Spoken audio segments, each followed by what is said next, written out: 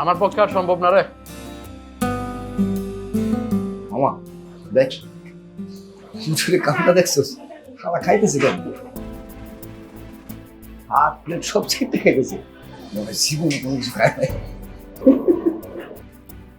আরে দেখে বুঝিস না, মানে অনেকদিন ধরে টাকা জমিয়ে খেতে আসছে, দামি খাবার খায় না তো, তাই হয়তো এভাবে চেটে পুটে খাচ্ছে।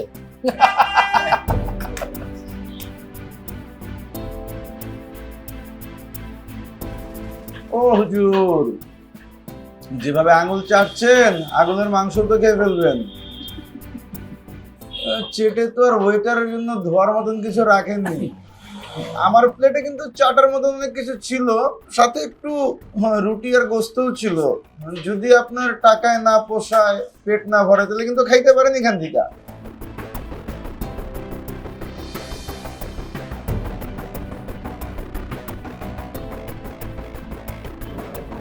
আপনারা খাইতেছেন তাই সালাম দিলাম না।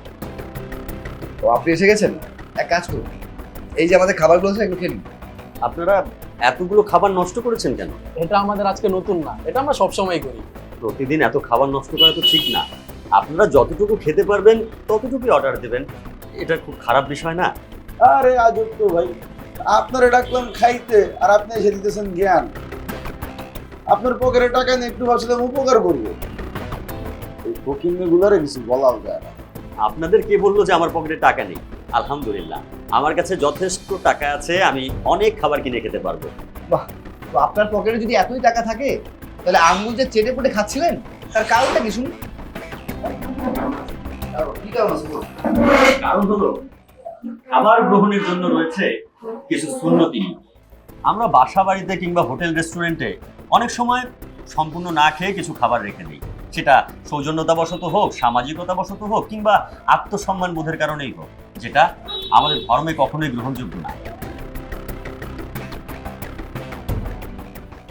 আমাদের বিশ্বনবী হযরত মুহাম্মদ সাল্লাল্লাহু আলাইহি ওয়াসাল্লাম কোনোদিন খাবার পাতে খাবার রেখে উঠে গেছেন এমন কোনো তথ্য নেই। বরং যে ব্যক্তি সম্পূর্ণ খাবার খেয়ে ওঠেন তার জন্য আমাদের হাদিসে পাকে রয়েছে বরকতময় দোয়া। এটা হাদিসে প্রমাণিত যে আমরা যে খাবার উচ্ছিষ্ট রেখে দেই সেটা শয়তান খায়, আর আমরা যদি সম্পূর্ণ খাবারটা খাই তাহলে কিন্তু আমাদের সেই খাবারের প্লেটটাও কিংবা থালাটাও আমাদের জন্য দোয়া করে। মহানবী সাল্লাল্লাহু আলাইহি ওয়াসাল্লাম এই প্রসঙ্গে বলেছেন, আমরা যদি সম্পূর্ণ খাবার খেয়ে যাই তাহলে সেই প্লেটটা আল্লাহর দরবারে বলেন, হে আল্লাহ, তুমি এই খাবার গ্রহণকারীকে জাহান্নাম থেকে মুক্তি দাও, কারণ এই খাবার গ্রহণকারী আমাকে শয়তানের হাত থেকে মুক্তি দিয়েছে। আমি এই শয়তানের হাত থেকে বাঁচার জন্যই সম্পূর্ণ খাবার খাই। আর তাছাড়া এই খাবারটা তো আল্লাহর একটা নিয়ামত, আমরা যদি সেই নিয়ামতটা না খেয়ে এইভাবে তাচ্ছিল্য করি, সেটা আল্লাহর নিয়ামতকে অস্বীকার করা হয়ে যায় না? আরেকদিকে আল্লাহর নিয়ামতের প্রতি অকৃতজ্ঞতাও প্রকাশ পায়। আর আমি এই কারণে শয়তানের হাত থেকে বাঁচার জন্য সম্পূর্ণ খাবার খাই।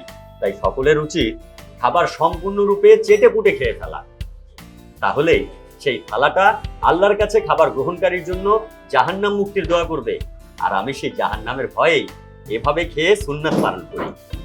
আমরা আসলে ভুল করেছি হুজুর, আমরা চাহিদার থেকেও বেশি খাবার নিয়ে তা নষ্ট করেছি বিলাসিতা দেখিয়ে।